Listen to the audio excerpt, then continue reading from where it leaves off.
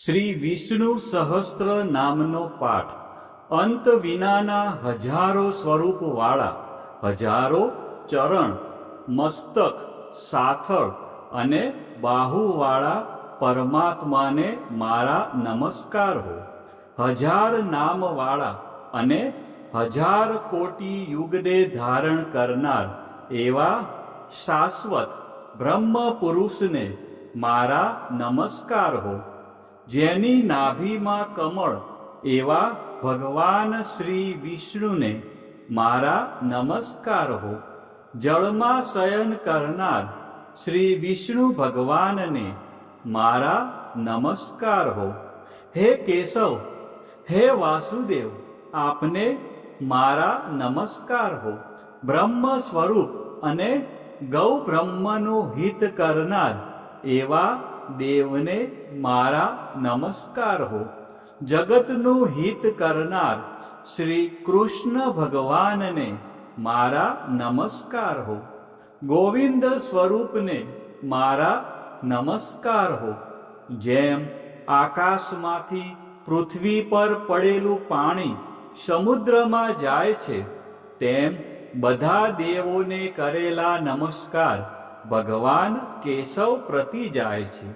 જેમાં શ્રી હરિનું ભજન પૂજન થાય છે એવા આ માર્ગ નિષ્કુંઠ છે, અને શ્રી હરિના ભજન પૂજન વિનાના માર્ગને કુમાર્ગ જાણવો. બધા વેદો જાણવાથી જે પુણ્ય થાય છે અને સર્વ તીર્થયાત્રાથી જે ફળ મળે છે, તે સમગ્ર ફળ દુષ્ટોનો નાશ કરનાર શ્રી વિષ્ણુ ભગવાનની સ્તુતિ શ્રદ્ધાપૂર્વક કરવાથી મળે છે.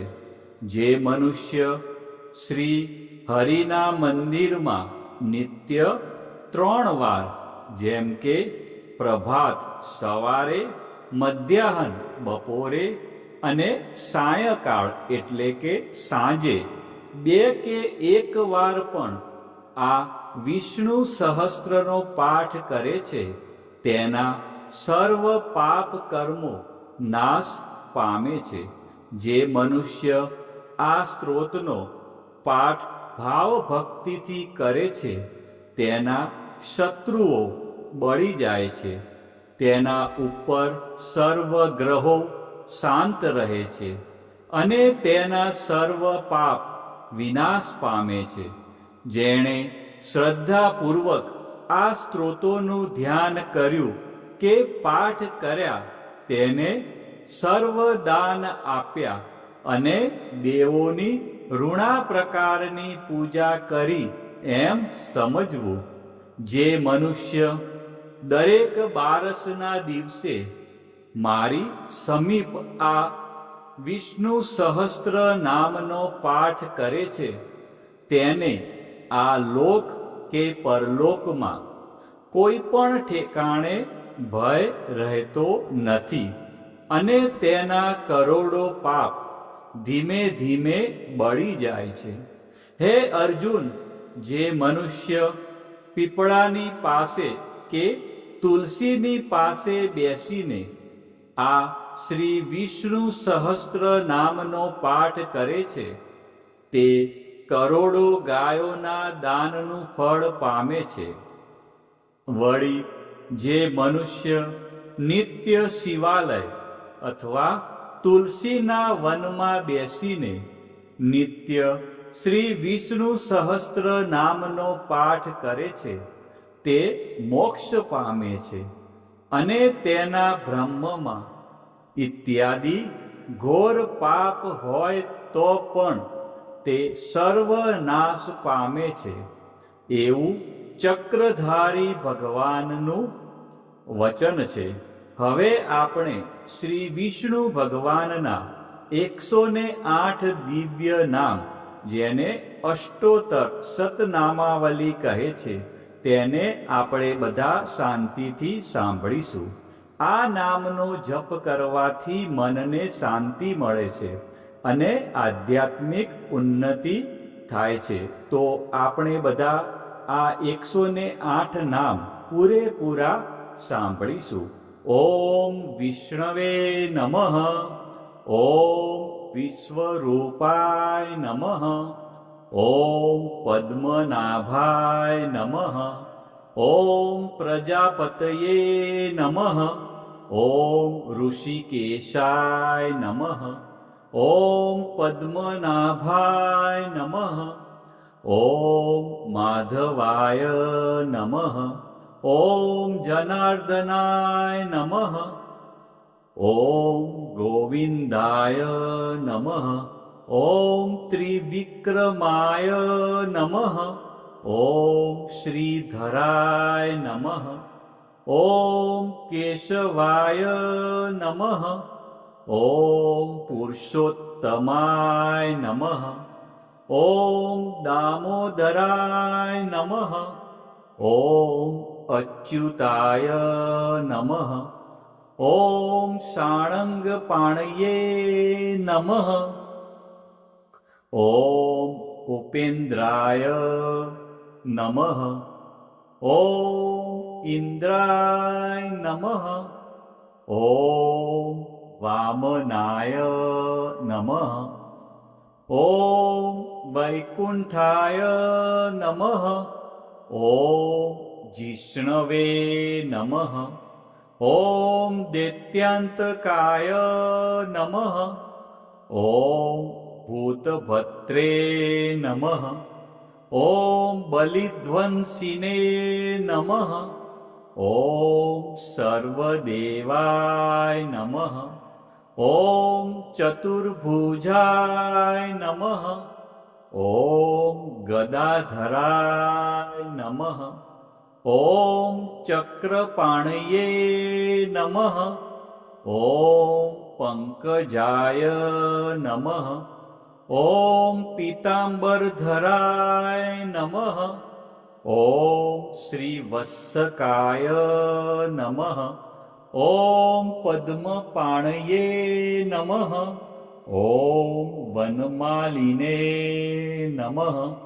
ઓમ પદ્માક્ષાય નમઃ. ઓમ ગરુડધ્વજાય નમઃ.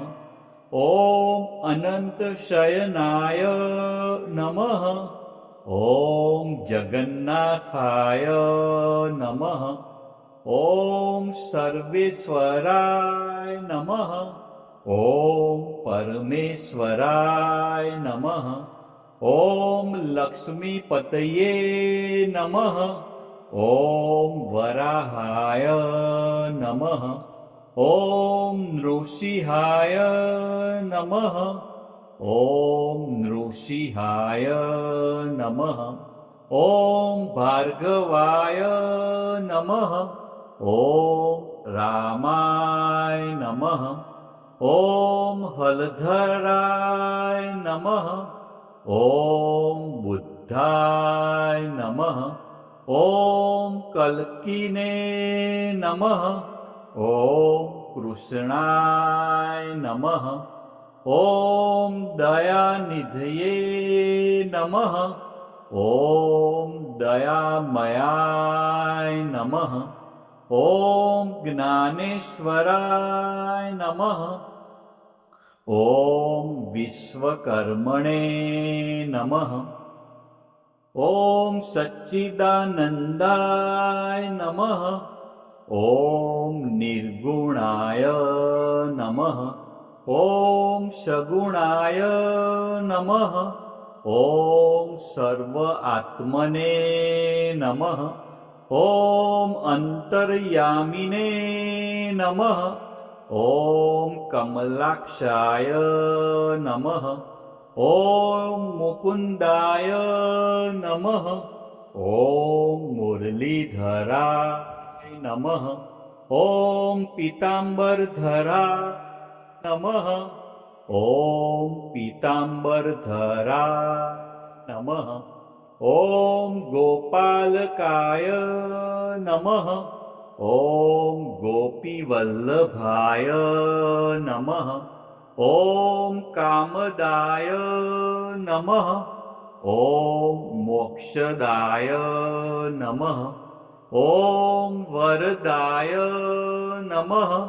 ઓમ શરણાગત વત્સલાય નમઃ. ઓમ ભક્તપાલકાય નમઃ. ઓમ દીનબંધવે નમઃ. ઓમ કરુણાસાગરાય નમઃ. ઓમ કમલાપતયે નમઃ. ઓમ ચતુર્વેદાય નમઃ. ઓમ વેદાંતવેદાય નમઃ. ઓમ અગ્નેશ્વરાય નમઃ.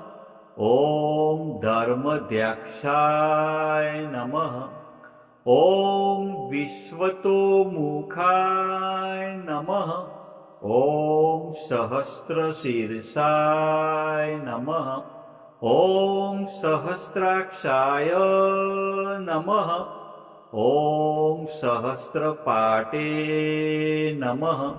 ઓમ પરાયણાય નમઃ. ઓમ પરબ્રહ્મણે નમઃ. ઓમ પરમાત્મને નમઃ.